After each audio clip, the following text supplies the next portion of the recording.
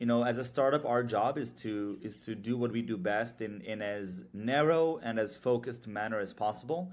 That's what we're doing with hiring security, and hiring turns out to be one of the most important and complex business processes. A good hire can take the business to skyrocket, and a bad hire can crumble a business. By the way, a bad hire, which is a security threat, can cause an existential risk to a business.